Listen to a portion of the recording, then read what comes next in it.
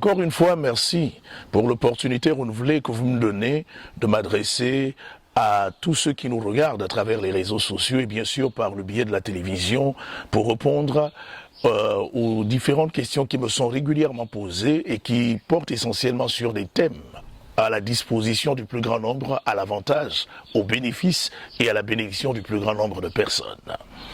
Évidemment, pour pénétrer le contenu définitionnel du terme ange, il faut certainement repartir du côté du grec. En grec, le mot ange vient d'un ancien mot prononcé angelos, qui signifie principalement envoyé de ou envoyé par. En réalité, bibliquement parlant, les anges sont des êtres invisibles de la constellation divine, du trône de Dieu, lesquels sont régulièrement envoyés par Dieu pour être chargés d'un certain nombre de missions. Il est par exemple vérifiable, cela peut se vérifier à travers le texte que nous pourrons prendre en Hébreux au chapitre 1er, au verset 14. La Bible déclare, ne sont-ils pas tous des esprits exerçant, envoyés au service de Dieu, ne sont-ils pas tous des esprits au service de Dieu, envoyés pour exercer un ministère en faveur des héritiers du salut? Il s'agit alors là de la mission principale qui est affectée divinement aux anges, laquelle porte essentiellement autour de l'exercice d'un certain nombre de services au bénéfice des êtres humains que vous et moi nous sommes.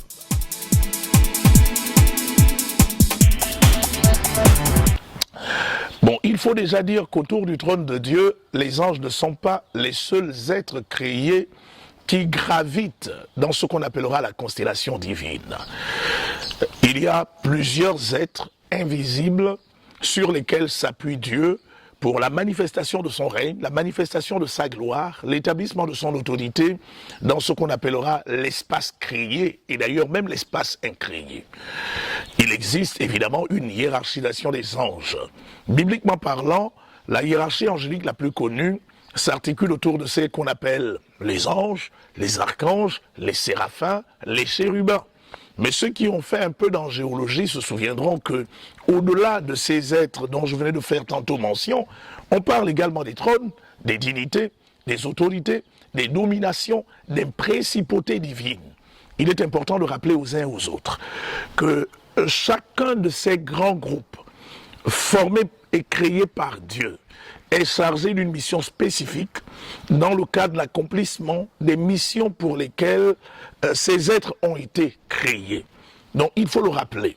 L'ordre établi sur la terre n'est que le prolongement ou encore ce qu'on appellera la projection de l'ordre établi dans les cieux, dans le monde invisible. De la même manière qu'il y a une hiérarchie terrestre, il existe ce qu'on appellera une hiérarchie divine, laquelle est constituée de Dieu, mais bien sûr, en dessous de laquelle se trouvent directement les anges, les archanges, les chérubins, les séraphins, les dignités, les trônes, les autorités, les principautés, les dominations divines.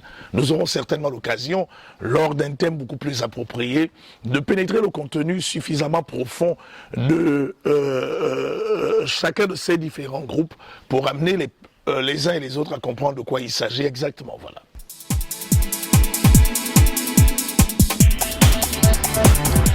Il faut le dire, ce sont des êtres invisibles.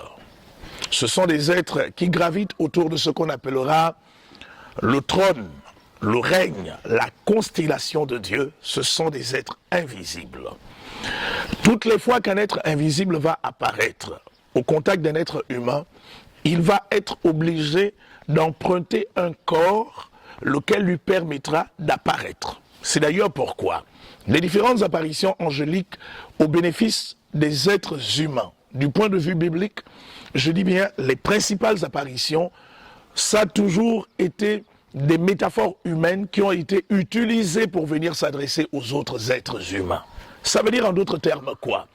Que toutes les fois que Dieu s'est permis d'envoyer un ange, au-delà du fait que certains sont apparus aux êtres humains que nous sommes dans leurs formes les plus glorieuses et les plus diverses, il n'en demeure pas moins que l'essentiel des apparitions tourne principalement autour du fait que les anges se soient servis des corps humains à partir des particules cosmiques qui sont répandues dans le cosmos par le Seigneur, afin de se former des corps, lesquels leur ont permis d'apparaître aux êtres humains que nous sommes, nous transmettant un ensemble de messages pour lesquels ils ont été envoyés, ils ont été dépêchés vers nous. Mais dans tous les cas, il faut le savoir, ces êtres invisibles ont chacun d'eux des corps très subtils qui les particularisent, mais c'est pourtant toutes les fois que ces êtres entrent au contact des êtres humains, comme je le disais tout à l'heure, pour éviter les éventuels chocs, en général, ils se servent d'un certain nombre de corps empruntés, à partir desquels ils attirent notre attention par rapport à la mission tout à fait spécifique qui est la leur, conformément à l'envoi qui a été effectué par le Père au bénéfice des êtres humains que vous et moi nous sommes. Voilà.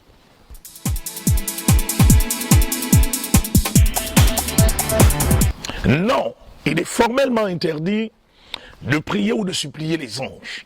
Si vous allez rapidement dans le livre d'Apocalypse, vous allez vous rendre compte que l'apôtre Jean vécut une expérience fabuleuse alors qu'il était à l'île de Patmos. Il fut ravi par le Père dans le cadre d'une expérience mystique au cours de laquelle il lui fut montré tout un tas de choses qui s'accompliraient et d'ailleurs qui sont aujourd'hui d'actualité. Lorsque l'apôtre Jean voulut se prosterner devant l'ange à cause de la manifestation glorieuse de cet être, cet ange lui dit clairement: garde-toi de le faire, car je suis ton compagnon et celui de ceux-là qui gardent les paroles de ce livre de la prophétie. Il est formellement interdit, il n'est nullement autorisé, bibliquement parlant, de prier les anges, de les supplier, de leur faire des offrandes, de leur offrir des sacrifices ou encore de les déifier. Il faut le rappeler que les anges sont principalement les serviteurs des êtres humains. Si vous allez en Matthieu au chapitre 18, le verset 10 dit clairement: gardez-vous de mépriser ces petits-enfants, car leurs anges voient continuellement la face de mon Père qui est dans les cieux. Si vous allez en Exode au chapitre 20, le verset 23 dit: voici, j'envoie devant toi un ange pour te garder en chemin et pour te faire arriver au lieu que moi j'ai préparé devant toi. La Bible continue en disant que mon ange marchera devant toi et il te conduira chez les Amoréens, chez les Cananéens, chez les Phérésiens, chez les Jébusiens, etc. Et moi, je les détruirai. Sur la base de ce qui venait d'être dit, il est important de savoir que les anges sont principalement des êtres créés par Dieu au service des êtres humains que vous et moi nous sommes. Cela peut se vérifier dans le psaume 8 à partir du verset 1. Dieu a fait de l'être humain un Dieu, et il a subordonné les anges à l'autorité des êtres humains que vous et moi, nous sommes. Évidemment, cette subordination est relative dans la mesure où les anges ne sont pas ici pour satisfaire les convoitises capricieuses des êtres humains que vous et moi nous sommes. Les anges sont d'abord subordonnés, soumis à l'autorité de Dieu lui-même. C'est d'ailleurs pourquoi toutes les fois qu'ils opèrent, leurs différentes opérations sont conformes à la volonté de Dieu qui, elle, est directement subordonnée à la volonté de l'être humain.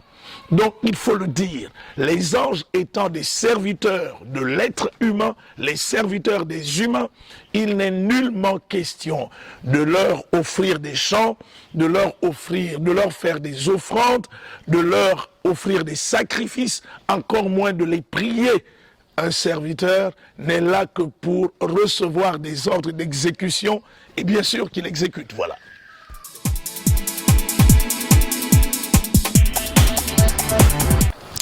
L'ange l'Éternel campe autour de ceux qui le craignent et il les arrache du danger.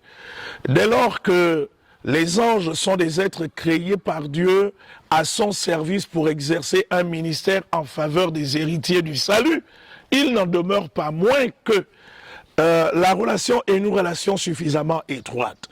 Je vous ai donné un texte tout à l'heure de Matthieu chapitre 18 verset 10. La Bible dit: gardez-vous de mépriser ces petits enfants car leurs anges. Vous le savez, en français facile, le mot leur est un adjectif possessif, lequel est aussi indéterminant. Ça veut dire en d'autres termes que les anges sont des êtres invisibles qui ont été affectés au service des êtres humains dans le cadre des services qu'ils doivent rendre à ces derniers. La relation qu'ils doivent entretenir ou alors qu'ils entretiennent est une relation suffisamment est suffisamment étroite. Je rappelle que entre un serviteur, un subordonné et son maître, entre un serviteur et son patron, bien sûr, il n'y a qu'un petit pas. L'un est aux ordres pour exécuter les différentes volontés auxquelles il est soumis par le biais de l'autorité de son patron. Alors, les anges collaborent avec des êtres humains toutes les fois que ceux-ci, conformément à la volonté parfaite de Dieu, qui est contenue dans sa parole, opèrent au bénéfice de l'humanité tout entière. Je rappelle que les anges ne sont pas là pour se subordonner aux caprices et bien sûr au désir convoitant des êtres humains. Les anges sont là pour servir les êtres humains conformément à la volonté parfaite de Dieu. Alors, comment les rendre manifestes? En réalité, quand on parle de manifestation, certaines personnes font référence directement au fait de la matérialisation de ces êtres invisibles. Est-il utile de travailler à une forme de matérialisation de ces êtres? À mon avis, non, pas du tout. Dès lors que nous avons conscience qu'ils sont à nos côtés pour l'exercice des responsabilités qui leur échoient de par la volonté de Dieu, cela nous suffit suffisamment. Alors rassurez-vous, l'ange de l'Éternel campe autour de ceux qui le craignent, et cela pour leur arracher du danger. Les anges sont autour de vous, ils sont autour de moi. Notre responsabilité est de continuer à coopérer avec Dieu par le moyen de l'obéissance à sa parole, afin que ceux-ci, ces êtres invisibles, nous soient favorables dans le cadre de notre plein accomplissement et de notre plein épanouissement. Je vous remercie et que Dieu vous bénisse abondamment.